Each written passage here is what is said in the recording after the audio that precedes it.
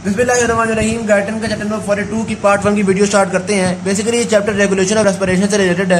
तो इसके अंदर हम देखें इंट्रोडक्टरी पैराग्राफ में उन्होंने यही बताया हुआ है कि पार्शियल प्रेशर ऑफ ऑक्सीजन और partial pressure of carbon dioxide के बढ़ने और कम होने के साथ साथ हम रेगुलेट कर रहे होते हैं एल्वेओलर वेंटिलेशन को या रेस्पिरेशन को। ठीक होगी बात। वो पार्ट आपके ब्रेन का जो आपकी ब्रीदिंग को कंट्रोल कर रहा होता है उसको हम नाम देते हैं रेस्पिरेटरी सेंटर। ब्रेन स्टेम के अंदर मेडुला ऑब्लिंगुएटा और पॉन्स में मौजूद है रेस्पिरेटरी सेंटर। अब अगर इसके हम पार्ट्स देखें तो बेसिकली मेडुला ऑब्लिंगुएटा के अंदर डॉर्सल साइड पे एक न्यूरॉन्स का ग्रुप होता है जिसको आप नाम देते हैं डॉर्सल रेस्पिरेटरी ग्रुप। इसी तरह मेडुला ऑब्लिंगुएटा के अंदर वेंट्रल साइड पे एक ग्रुप होता है जिसको आप नाम देते हैं वेंट्रल रेस्पिरेटरी ग्रुप। और आपके सुपीरियर साइड पे पॉन्स में एक ग्रुप मौजूद है जिसको अपना नाम दे दिया नीमोटैक्सिक सेंटर। तो तीन तरह के न्यूरॉनल ग्रुप्स हैं। ये तीनों ग्रुप्स आपस में इंटरलिंक्ड हैं। इन तीनों ग्रुप्स का एक आपस में नेटवर्क है। इन तीनों ग्रुप्स को कलेक्टिवली हम नाम देते हैं रेस्पिरेटरी सेंटर। ठीक हो गई बात। सबसे पहले हम इन तीनों ग्रुप में से डिस्कस करेंगे डॉर्सल रेस्पिरेटरी ग्रुप को। ठीक, अब हम इन तीनों ग्रुप्स को सेपरेट डिस्कस करने लगे हैं। तो डॉर्सल रेस्पिरेटरी ग्रुप को अगर देखा जाए इसके न्यूरॉन्स मौजूद होते हैं न्यूक्लियस ट्रैक्टस सॉलिटैरिस में। ठीक हो गई बात। और जितनी भी सेंसरी इंफॉर्मेशन आ रही होती है, यानी कि जितने भी आपके रिसेप्टर्स हैं, बेरो रिसेप्टर्स हैं, पेरिफेरल कीमो रिसेप्टर्स हैं, ये और सेवरल टाइप्स ऑफ रिसेप्टर्स हैं, लंग्स हैं, जो सारे रिसेप्टर्स हैं जो कि सेंस करते हैं कि यार ब्रीदिंग को बढ़ाने की जरूरत है या कम करने की जरूरत है। ये सारी सेंसरी इंफॉर्मेशन वेगन नर्व और ग्लोसोफेरेंजियल नर्व के थ्रू यहीं तक न्यूक्लियस ट्रैक्टस सॉलिटैरिस तक ही पहुंचा रहे होते हैं। तो सेंसरी इंफॉर्मेशन टर्मिनेट हो रही होती है न्यूक्लियस ट्रैक्टस सॉलिटैरिस में। ब्रेन के कौन से पार्ट तक ये सारी इंफॉर्मेशन पहुंच रही होती है? इसी न्यूक्लियस ट्रैक्टस सॉलिटैरिस तक। यहां से तो बात समझ में आ गई। ठीक है। अब ये डॉर्सल रेस्पिरेटरी ग्रुप बेसिकली करता क्या है, क्यों सारी सेंसरी इंफॉर्मेशन यहाँ तक पहुंची है? भाईजान बात ये है कि बेसिकली ब्रीदिंग के लिए जो सिग्नल भेज रहे हैं, जो बार बार एक बर्स्ट हो रहे हैं सिग्नल्स के, वो सिग्नल आपका यही डॉर्सल रेस्पिरेटरी ग्रुप ही भेजता है। और ऐसी ये कोई ढीठ किस्म की चीज है डॉर्सल रेस्पिरेटरी ग्रुप कि हमने चेक किया, अगर हम नीचे से न्यूरॉन्स को कट कर दें, यहां से हम सप्लाई खत्म कर दें, ऊपर से भी मेडुला ऑब्लिंगुएटा को कट कर दें, और फिर भी डॉर्सल रेस्पिरेटरी ग्रुप जो है वो सिग्नल्स भेजता रहता है, यानी कि बर्स्ट ऑफ सिग्नल्स प्रोड्यूस करता रहता है। तो जिस तरह वो साइनस नोड नहीं था हार्ट का जो सेल्फ एक्साइटेटरी था, कोई इस तरह का गड़बड़ हो गई है यहाँ पे भी, तो ये खुद ही बस सिग्नल प्रोड्यूस करी जा रहा है। ठीक होगी बात। अच्छा, अब ये सिग्नल्स कैसे प्रोड्यूस करता है इसका एग्जैक्ट मैकेनिज्म हमें नहीं पता। ठीक है। वैसे हम बताते हैं कि कुछ एनिमल्स के अंदर ना ऐसा होता है कि न्यूरॉन्स का सेट 1 जो होता है वो न्यूरॉन्स के एक और सेट को, यानी सेट 1 एक्साइट होता है, वो न्यूरॉन्स के सेट 2 को भी एक्साइट कर देता है। न्यूरॉन्स का सेट 2 जो है वो इंटर्न सेट 1 को थोड़ा रिलैक्स कर देता है, और ये एक साइकिल हो गया। फिर दोबारा सेट 1 एक्साइट होता है, वो सेट 2 को एक्साइट करता है। कुछ इस तरह का सिलसिला होता है। हम कहते हैं कि हो सकता है यहाँ भी कोई ऐसा सिलसिला हो, प्रोबेबली ऐसा ही कोई चक्कर डॉर्सल रेस्पिरेटरी ग्रुप के अंदर भी चल रहा हो, लेकिन हमें कंफर्म पता नहीं है कि क्या मैकेनिज्म है जिसके वजह से ये dorsal respiratory group burst of inspiratory neuronal action potential भेजी जा रहा है। ठीक है। ये जो सिग्नल भेजता चला जा रहा है, ये किस तरह के सिग्नल्स हैं? ये कोई सडन सिग्नल भेजता है या क्या टाइप है, उसको हम आगे पढ़ने लगे हैं। ठीक। बात यह है कि इंस्पिरेशन के लिए सडन सिग्नल्स नहीं भेजे जाते। ऐसा नहीं है कि बस एक सिग्नल गया कि जी इंस्पिरेशन हो जाए, जिस तरह आपके हार्ट बीट के लिए हुआ करती थी, एक गया पूरा हार्ट अचानक बीट कर गया। इंस्पिरेशन ग्रेजुअल प्रोसेस है, आराम से सांस अंदर ले रहा है, तो इसका जो सिग्नल है वो रैंप सिग्नल होता है। अब रैंप सिग्नल क्या होता है ये पढ़ते हैं। एक बात ध्यान में रखिएगा कि आपका जो इंस्पिरेशन होता है ना, उसके लिए बेसिकली सिग्नल भेजना होता है। आपको पता है सांस अंदर करने के लिए जान लग रही होती है। आपका जो एक्सपायरेशन है वो तो पैसिव प्रोसेस है, वो तो खुद ही आपकी इलास्टिक लंग्स के रिकॉइल से और इसी वजह से हो जाती है। तो एक्सपायरेशन के लिए आपको ऐसे सिग्नल नहीं भेजने पड़ते, हाँ इंस्पिरेशन के लिए सिग्नल भेजने पड़ते हैं। तो होता क्या है, आहिस्ता आहिस्ता सिग्नल बढ़ता रहता है ग्रेजुअली, स्लोली आप देख रहे हैं सिग्नल इंक्रीज कर रहा है। तकरीबन 2 सेकंड के लिए ये सिग्नल इंक्रीज करता है इंस्पिरेशन के लिए। हम सांस अंदर ले रहे हैं, फिर अचानक ये जो सिग्नल है ये यहाँ पे खत्म हो गया, इसको हमने कट कर दिया या इसको हमने स्टॉप कर दिया, या आप कह सकते हैं हमने सिग्नल को स्विच ऑफ कर दिया। ठीक है। अचानक सिग्नल खत्म हो गया, ये तरह सिग्नल खत्म हो गया, इंस्पिरेशन खत्म हो गया, सांस अंदर लेना बंद हो गए। अब तकरीबन 3 सेकंड के लिए कोई सिग्नल नहीं जा रहा, रिलैक्स्ड है। इस दौरानिए में आप सांस बाहर निकाल रहे होते हैं, एक्सपायरेशन कर रहे होते हैं।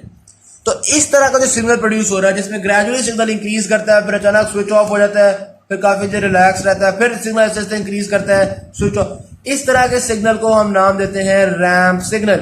तो इंस्पायरेटरी सिग्नल कुछ इस तरह का होता है कि आप इंस्पायरेशन के लिए सिग्नल भेज रहे हैं, अचानक भेजना बंद कर दिया, काफी देर रिलैक्स रहा, उसमें एक्सपायरेशन हो गई, फिर दोबारा आपने इंस्पायरेशन के लिए सिग्नल भेजना शुरू किया। तो इस तरह का जो सिग्नल है उसको आपने कहा रैम्प सिग्नल। इस रैम्प सिग्नल को हम दो तरह से कंट्रोल कर रहे होते हैं या कर सकते हैं। एक तो ये देखें, हमने रेट ऑफ ये सिग्नल बढ़ा दिया, यानी ज्यादा इंक्रीज कर दिया। अब क्या हो रहा है, बहुत तेजी से इंस्पायरेशन की जा रही है, सडन अभी भी नहीं है लेकिन अब तेजी से इंस्पायरेशन की जा रही है, और फिर थोड़ा टाइम मिल रहा है एक्सपायरेशन के लिए, यानी कि टाइम डिक्रीज हो गया, इंस्पायरेशन भी जल्दी हो रही है, एक्सपायरेशन भी जल्दी हो रही है, तो रेट जो है वो इंक्रीज हो गया। तो ये तो पहला तरीका हो गया। दूसरा तरीका क्या होता है कि देखिए जनाब, आराम से रैम्प सिग्नल बढ़ रहा था, बढ़ते बढ़ते अचानक आपने स्विच ऑफ कर दिया। अच्छा जी, ये स्विच ऑफ हो गया तो इंस्पायरेशन को थोड़ा टाइम मिला, इसकी बजाय थोड़ा टाइम मिला ना इंस्पायरेशन को, एक्सपायरेशन को भी हम थोड़ा टाइम देते हैं। ठीक हो गया। अब दोबारा सिग्नल ने सुकून से बढ़ना शुरू किया, अभी वो बढ़ ही रहा था कि आपने सिग्नल को स्विच ऑफ कर दिया तो दोबारा। तो ये आप देख रहे हैं कि इस वाले सिग्नल की बजाय इंस्पायरेशन और एक्सपायरेशन को थोड़ा टाइम लग रहा है। क्या वजह है कि आप स्विच ऑफ जल्दी कर देते हैं। ठीक है, तो इस तरह से भी रेट को इंक्रीज कर लिया गया है, rate of ramp signal increase हो गया है कि स्विच ऑफ पॉइंट जल्दी आ जाता है, स्विच ऑफ हम जल्दी कर देते हैं। ठीक हो गया। तो ये दो तरीके थे, आपने रैम्प सिग्नल को कंट्रोल कर लिया। ये जो इंस्पायरेटरी सिग्नल को स्विच ऑफ किया ना, यहाँ भी इंस्पायरेटरी सिग्नल स्विच ऑफ होता है ना, ये जो स्विच ऑफ के लिए सिग्नल भेजता है वो आपका नीमोटैक्सिक सेंटर है। या आप ऐसे कह सकते हैं कि नॉर्मल रूटीन में ये इसी तरह सिग्नल चलना होता है, इसने खुद ही स्विच ऑफ होना होता है।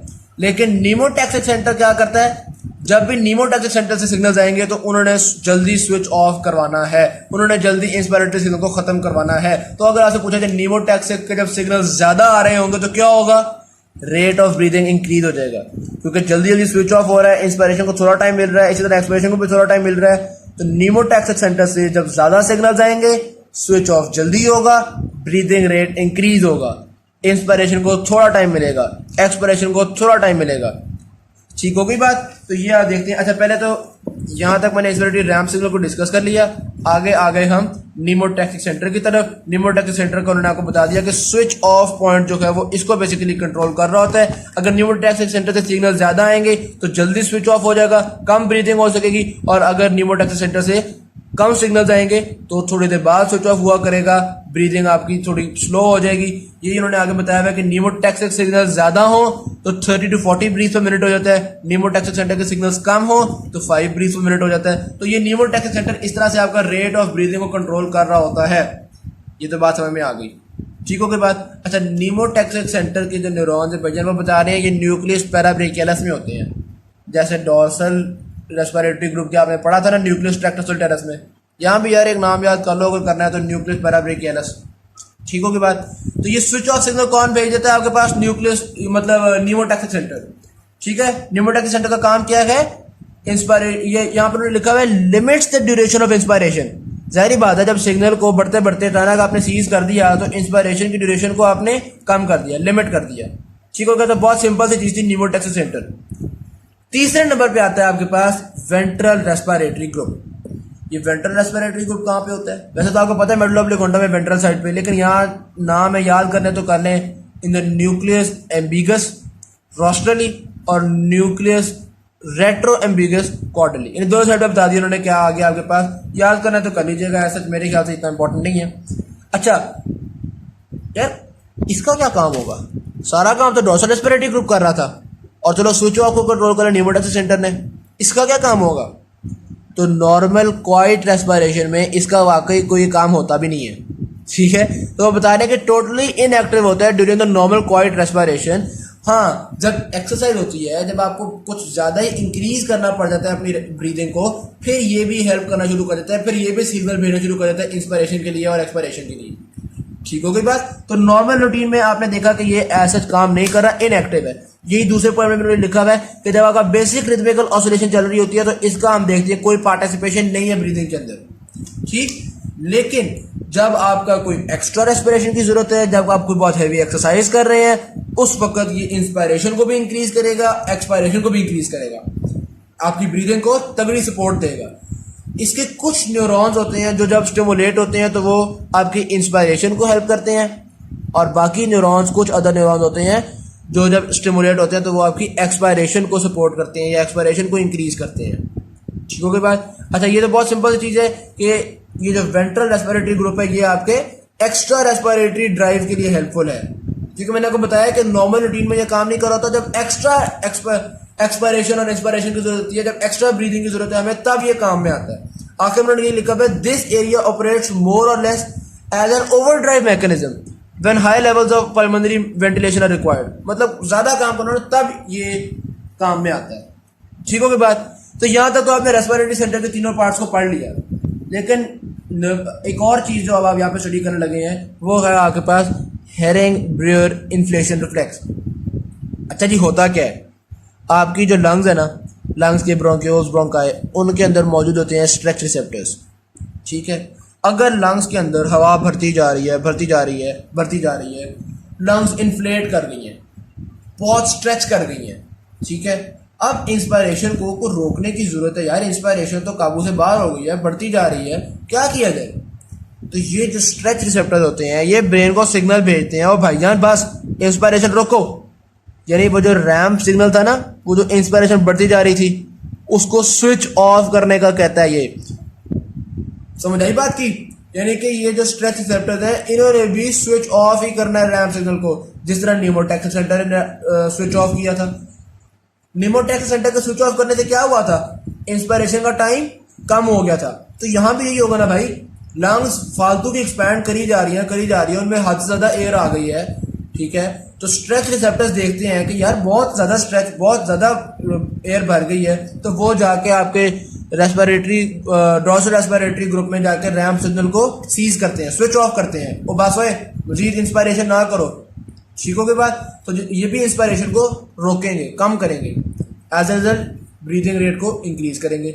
ड्यूरेशन ऑफ इंस्पायरेशन कम होने से ब्रीदिंग रेट इंक्रीज होगा ना, तो इन दोनों के इफेक्ट निमोटेक्स सेंटर के और इन स्ट्रेच रिसेप्टर के सेम है। इन दोनों ने स्विच ऑफ ही करवाना है, इन दोनों ने रेट ऑफ ब्रीदिंग को इंक्रीज ही करवाना है, ठीक है। ये जो स्ट्रेच रिसेप्टर्स एक हद से ज्यादा लंग्स को बढ़ने नहीं देते, क्योंकि ये इंस्पायरेशन को स्टॉप करवा देते हैं, स्विच ऑफ करवा देते हैं। इस मैकेनिज्म को हम नाम दे देते हैं हेरिंग ब्रूअर इन्फ्लेशन रिफ्लेक्स।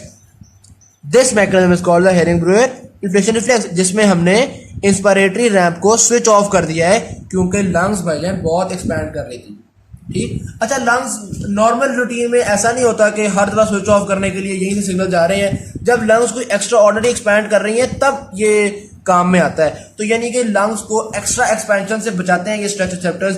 ये एक प्रोटेक्टिव मैकेनिज्म है। प्रोटेक्टिव मैकेनिज्म का मतलब ये है कि एक्स्ट्रा लंग्स को बढ़ने नहीं देते, लंग्स को एक्स्ट्रा एक्सपेंशन से बचा लेते हैं ये। ठीक हो गई बात। आगे आ गया control of overall respiratory centre activity. ये रेस्पिरेटरी सेंटर किस तरह से रैम्प सिग्नल भेज रहा है वो तो हमने पढ़ लिया, वो तो हमने समझ लिया। लेकिन अब ज़ाहिर सी बात है, इसको कंट्रोल करना है। ब्रीदिंग रेट कभी इंक्रीज भी होता है, ब्रीदिंग रेट कभी डिक्रीज भी होता है। ऐसे ही है ना, जब हम एक्सरसाइज करते हैं तो क्या होता है, partial pressure of carbon dioxide increase कर जाता है। Partial pressure of carbon dioxide को इंक्रीज करने की वजह से ब्रीदिंग रेट इंक्रीज करना पड़ता है हमें। ठीक है, तो केमिकल्स जो है मुख्तलिफ वो भी कंट्रोल कर रहे होते हैं आपके रेस्पिरेटरी सेंटर को। तो यही हम स्टडी करने लगे हैं, chemical control of respiratory centre. Chemicals को सेंस करने के लिए आपके पास क्या होंगे, कीमो रिसेप्टर्स या कीमोसेंसिटिव एरियाज। दो तरह के कीमोसेंसिटिव एरियाज हैं भाईजान। एक आपका जो रेस्पिरेटरी सेंटर है ना, उसमें भी यहाँ वेंट्रल ग्रुप ऑफ न्यूरॉन्स के नीचे यहाँ पे एक कीमोसेंसिटिव एरिया मौजूद होता है। ठीक हो गई बात। उसके अलावा ये इसको आप कह सकते हैं ये है सेंट्रल कीमोसेंसिटिव एरिया। ठीक है, और अगर आपने और बात कर रही हो तो ब्रेन से बाहर कैरोटिड बॉडीज में और एओर्टिक बॉडीज में मुख्तलिफ जगह पे आपके कीमो रिसेप्टर्स मौजूद होते हैं। ये भी केमिकल्स की कंसंट्रेशन को सेंस कर लेते हैं। ठीक हो गई बात। अब व्हाइट बोर्ड में मजीद डिस्कस करते हैं कौन कौन सी चीजें जिसको सेंस करने की जरूरत है। Partial pressure of oxygen, partial pressure of carbon dioxide और पीएच यानी कंसंट्रेशन ऑफ हाइड्रोजन आयंस। समझ आ गई बात की। जो आपके पास ब्रेन में कीमोसेंसिटिव एरिया है ना, जिसको मैंने सेंट्रल कीमोसेंसिटिव एरिया भी कहा है, उसको पार्सल वो ऑक्सीजन का उस पर कोई ख़ास असर नहीं होता। हाँ, कार्बन डाइऑक्साइड का और पीएच का उसके ऊपर असर होता है। ऑक्सीजन का असर कहाँ पे होता है? पेरिफेरल कीमोरिसेप्टर्स में, जो मैंने पढ़ा है ना एओर्टिक बॉडीज में और कैरोटिड बॉडीज में है, उसके ऊपर ऑक्सीजन का असर होता है। उसके ऊपर इन दोनों का खास असर नहीं होता, लेकिन जो ब्रेन में मौजूद है ना, उस पर इन दोनों का असर होता है। समझ आ रही है बात? तो ये चीज़ हमने यहाँ पर स्टडी कर ली कि एक्सेस कार्बन डाइऑक्साइड का जो रेस्पिरेटरी सेंटर का एक कीमोसेंसिटिव एरिया था उस पर असर होगा, और ऑक्सीजन का असर किस पे होगा? ये कैरोटिड बॉडीज और एओर्टिक बॉडीज में मौजूद पेरिफेरल कीमोरिसेप्टर्स पे ऑक्सीजन का ज़्यादातर असर होगा। जहाँ तक तो बात समझ में आ गई। कीमोसेंसिटिव एरिया की रेस्पिरेटरी सेंटर में लोकेशन मैं आपको पहले ही बता चुका हूँ कि वेंट्रल सरफेस ऑफ मेडुला में थोड़ा सा नीचे एक एरिया होता है जो कि कार्बन डाइऑक्साइड की कंसंट्रेशन को और हाइड्रोजन आयन की कंसंट्रेशन को सेंस करता है और उसके बेस पे सिग्नल्स भेजता है। उस एरिया को हमने कीमोसेंसिटिव एरिया कह दिया था, ये मैं आपको पहले ही बता चुका हूँ। आगे आता है एक्साइटेशन ऑफ कीमोसेंसिटिव एरिया। ये जो कीमोसेंसिटिव एरिया है ये एक्साइट किस तरह से होता है? तो इसको एक्साइट करने के लिए हमने देखा कि मेजरली ये हाइड्रोजन आयन से एक्साइट होता है। लेकिन एक मसला है, ब्लड और ब्रेन के बीच में एक ब्लड ब्रेन बैरियर होता है। हाइड्रोजन आयन उस ब्लड ब्रेन बैरियर को क्रॉस नहीं कर सकते या मुश्किल होती है। तो जब एक्सरसाइज की हाइड्रोजन आयन की कंसंट्रेशन बढ़ गई, कार्बन डाइऑक्साइड की भी कंसंट्रेशन बढ़ गई, कीमोसेंसिटिव एरिया तो हाइड्रोजन आयन तो पहुंच नहीं सकते, बैरियर जो है भाईजान। अब कीमोसेंसिटिव एरिया को हम किस तरह से स्टिमुलेट करेंगे, ये चीज़ स्टडी करनी है। कार्बन डाइऑक्साइड का क्या रोल है कीमोसेंसिटिव एरिया को स्टिमुलेट करने में? बहुत ही एक इंटरेस्टिंग सा रोल है, वो देखते हैं क्या है। ये देखिए जी, ये बाहर ब्लड है, ये कीमोसेंसिटिव एरिया है। ब्लड के अंदर आपको पता है कि हाइड्रोजन आयन की कंसंट्रेशन भी बढ़ गई हुई है और कार्बन डाइऑक्साइड का पार्शियल प्रेशर भी बढ़ गया है। हाइड्रोजन आयन्स बेचारे बैरियर से गुजर ही नहीं सके। चलो, कौन गुजर सका? कार्बन डाइऑक्साइड बैरियर से गुजर गई। लेकिन कीमोसेंसिटिव एरिया पे किस चीज का ज्यादा असर होता है? हाइड्रोजन आयंस का। अब क्या करें? पता क्या होता है, ये कार्बन डाइऑक्साइड ब्रेन में एंटर होती है, जाके ब्रेन के वाटर के साथ रिएक्ट करती है। ये देखिए, ये वाटर के साथ रिएक्ट करती है और फॉर्म करती है H2CO3। ये जो H2CO3 है, ये H2CO3 से फर्दर बनेंगे हाइड्रोजन आयंस और बाइकार्बोनेट आयंस। अल्लाह आपका भला करे, हाइड्रोजन आयंस ब्लड बैरियर को क्रॉस तो नहीं कर सके थे, लेकिन कार्बन डाइऑक्साइड के रिएक्शन के एंड में आपने देखा हाइड्रोजन आयंस बन गए। लो जी, ब्रेन में हाइड्रोजन आयंस बन गए। ये हाइड्रोजन आयंस कीमोसेंसिटिव एरिया को एक्साइट कर देंगे और आपकी रेट ऑफ ब्रीथिंग को इंक्रीज कर देंगे। तो आपने देखा किस तरह से कार्बन डाइऑक्साइड ने एक रोल प्ले किया ब्रेन के अंदर जाके हाइड्रोजन आयंस फॉर्म करने में, क्योंकि बाहर से हाइड्रोजन आयंस ब्रेन को एंटर नहीं कर सकते, इस बैरियर को क्रॉस नहीं कर सकते। तो ये आपने देखा कि हम कहेंगे कार्बन डाइऑक्साइड के बढ़ने से कीमोसेंसिटिव एरिया स्टिमुलेट हो गया, लेकिन कीमोसेंसिटिव एरिया को स्टिमुलेट कौन कर रहा है? वो हाइड्रोजन आयंस ही हैं। समझ आ गई बात की? अब ये जो सवाल था यहाँ पे देखिएगा, why does blood carbon dioxide have a more potent effect in stimulating the chemosensitive neurons than to blood hydrogen ions? आपको पता चल गया कि क्यों कार्बन डाइऑक्साइड का ज्यादा असर होता है, क्योंकि carbon dioxide blood brain barrier को आराम से क्रॉस कर देती है और अंदर जाके हाइड्रोजन आयंस प्रोड्यूस कर लेती है। ब्लड में हाइड्रोजन आयंस तो कोई ऐसा काम नहीं कर पाते ना, वो तो गुजर ही नहीं पाते बैरियर के क्रॉस। ठीक होगी बात? अच्छा, आगे आता है decrease stimulatory effect of carbon dioxide after first 1 और 2 days। अब ये क्या सिलसिला है? ये बहुत ही इंटरेस्टिंग किस्म का सिलसिला है। होता क्या है, जब कार्बन डाइऑक्साइड की कंसंट्रेशन 2-3 दिन या 1-2 दिन ज्यादा रहती है ना, तो आपके पास रीनल एडजस्टमेंट हो जाती है। क्या मतलब? किडनीज देखती हैं कार्बन डाइऑक्साइड की कंसंट्रेशन काफी ज्यादा हुई हुई है, तो किडनीज क्या करती हैं? बाइकार्बोनेट प्रोड्यूस करना शुरू कर देती हैं। समझ आ गई बात की? जब किडनीज ने ये बाइकार्बोनेट प्रोड्यूस कर दिए, ये बाइकार्बोनेट ब्लड ब्रेन बैरियर को क्रॉस कर जाता है। ब्लड ब्रेन बैरियर में क्रॉस करके ये हाइड्रोजन आयंस को अपने साथ लगाता है और हाइड्रोजन आयंस को कम कर देता है। लेकिन ब्लड ब्रेन बैरियर को ये स्लोली क्रॉस करता है, जिसकी वजह से इसका असर थोड़ी देर बाद होता है। समझ आई बात की? अब इसका देखते हैं कि इफेक्ट क्या हुआ। ये देखिए जी, कार्बन डाइऑक्साइड की कंसंट्रेशन जैसे ही इंक्रीज हुई, साथ ही ब्लड से ज्यादा कार्बन डाइऑक्साइड पहुंच गई यहाँ पे, उसने पहुंच के हाइड्रोजन आयंस प्रोड्यूस करना शुरू किए और हाइड्रोजन आयंस ने आपके ब्रेन पे असर किया, यानी कीमोसेंसिटिव एरिया को इफेक्ट किया और रेट ऑफ ब्रीथिंग बढ़ा दिया। जब काफी थोड़ी देर कार्बन डाइऑक्साइड की कंसंट्रेशन ब्लड में ज्यादा रही, तो आपकी जो किडनी थी, किडनी ने बाइकार्बोनेट आयन ज्यादा प्रोड्यूस करना शुरू कर दिए। ठीक है, ये बाइकार्बोनेट आयंस भी कोशिश करते रहे थोड़ी देर बैरियर को क्रॉस कर रहे हैं। अभी जब तक बाइकार्बोनेट आयंस बैरियर को क्रॉस नहीं कर पा रहे तब तक तो कार्बन डाइऑक्साइड ने फुल ब्रीथिंग रेट को इंक्रीज किया हुआ है ना जनाब। थोड़ी देर तक कार्बन डाइऑक्साइड असल में बहुत आराम से डिफ्यूज करती है, बाइकार्बोनेट थोड़ा स्लोली डिफ्यूज करता है। कोई तकरीबन जब तक एक दिन हुआ ना तो बाइकार्बोनेट भी आहिस्ता आहिस्ता अंदर पहुंचना शुरू हो गया और ये देखो जी अंदर ये बाइकार्बोनेट भी आ गया। बाइकार्बोनेट कंसंट्रेशन बढ़ती रही, उसने ये जो हाइड्रोजन आयंस थे ना जो बेतहाशा ब्रेन में होए पड़े थे जो ब्रीदिंग रेट को बढ़ा रहे थे उनको अपने साथ बाइंड किया, कहा चुप करो क्या काम कर रहे हो तुम लोग। तो हाइड्रोजन आयंस इसके साथ अटैच हो गए, H2CO3 बनना शुरू हो गया। तो बाइकार्बोनेट आयंस ने इन हाइड्रोजन आयंस की कंसंट्रेशन को कम कर दिया ब्रेन के अंदर। ठीक है, तो कार्बन डाइऑक्साइड बहुत छोटे स्पैन के अंदर यानी एक्यूट अगर देखा जाए तो फौरी तौर पे तो जाती है ब्रेन के अंदर खलबली मचा जाती है ना, हाइड्रोजन को बहुत ज़्यादा कर देती है, तो ब्रीदिंग रेट को इंक्रीज कर लेती है एक्यूटली। और ज़्यादा क्रोनिकली देखा जाए तो कुछ टाइम के बाद किडनीज बाइकार्बोनेट प्रोड्यूस कर देती हैं, वो किडनीज जाती हैं, वो जाके इन हाइड्रोजन को काबू कर लेती हैं। तो शुरू में कार्बन डाइऑक्साइड कंसंट्रेशन बढ़ने से ब्रीदिंग रेट बहुत ज़्यादा बढ़ जाएगा और आहिस्ता आहिस्ता कार्बन डाइऑक्साइड के असरात कम होना शुरू हो जाएंगे। तो यही चीज़ यहाँ पे उन्होंने डिस्कस की हुई है कि कार्बन डाइऑक्साइड की वजह से हम कह सकते हैं कि एक एक्यूट इफेक्ट होता है कार्बन डाइऑक्साइड का, लॉन्ग टर्म नहीं होता क्योंकि लॉन्ग टर्म फिर बाइकार्बोनेट रीनल एडजस्टमेंट के थ्रू बन के आ जाता है और वो हाइड्रोजन को काबू कर लेता है। ये थी पार्ट 1 की वीडियो। इंशाल्लाह पार्ट 2 और 3 की वीडियो में बाकी चैप्टर को डिस्कस करेंगे। वीडियो अच्छी लगी तो चैनल को सब्सक्राइब जरूर कीजिएगा।